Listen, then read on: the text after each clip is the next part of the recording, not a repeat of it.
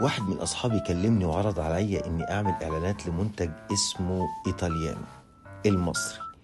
أنا تعمدت إن أقول المصري علشان محدش يفهم إن البراند ده له أي علاقة بأي شخص مش مصري ولا حاجة، من أول الأونر لحد مسؤول البوفيه اللي بصراحة عمل لي فنجان قهوة ما شربته زيه في حياتي قبل كده. المهم، وافقت إن أعمل دعاية للشركة للموسم اللي جاي. بدأت أعمل بروفات على اللبس مع الستايلست اللي اتفاجئت إنه من إيطاليانو نفسه، يعني مش شخص متعاقدين معاه ولا حاجة، لا ده من إيطاليانو نفسه، واحد فاهم في طبيعة الخامة اللي بيتم تصنيعها وأكتر الألوان اللي ممكن تكون ملائمة ليها. قررت بعد كده إني أزور فرعهم اللي في التجمع الخامس. اكتشفت بعد كده إن عندهم فرع تاني في شارع شهاب في المهندسين.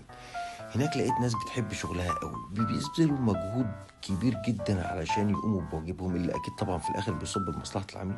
تشكيلة في الملابس الرجالي صعب إن أي براند ممكن يجمع ما بينهم. ما شاء الله كله مصري في مصري، جواكت، بنطلونات، جينز، قماش، قمصان، بلوفرات، أحزمة، شرابات، بوكسرات. ولاني زرت المصنع بتاعهم قبل كده فده مخليني قادر اقول لكم ان الناس دي طموحاتهم في نجاح صناعتهم ووصولها لمرحله المنافسه الشرسه من براندات انتوا عارفين طبعا بتصب لفين فوق توقعاتي. ولانه مصري 100% فقادر انه يستوعب فكره الغلاء اللي اصبحت متفحشه اليومين دول طبعا زي ما انتوا عارفين.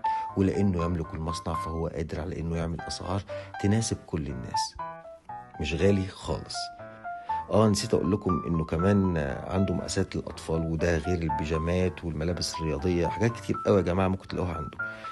الخامه بجد غنيه جدا، تحس كده ان هي غنيه. الفينيشنج لازم تشوفه بنفسك علشان تتاكد ان المصريين ما يقولوش اي حاجه عن الخواجه. ايطاليانو براند مصري 100%.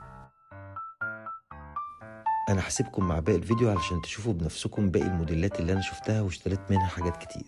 بس قبل ما اسيبكم لازم اقول ان بجد اتبسطت من الزيارة دي، وقلت لازم اعمل فيديو علشان اقدر من خلاله اوصل لكم قد ايه احنا لازم نفتخر ببلدنا وصناعة بلدنا.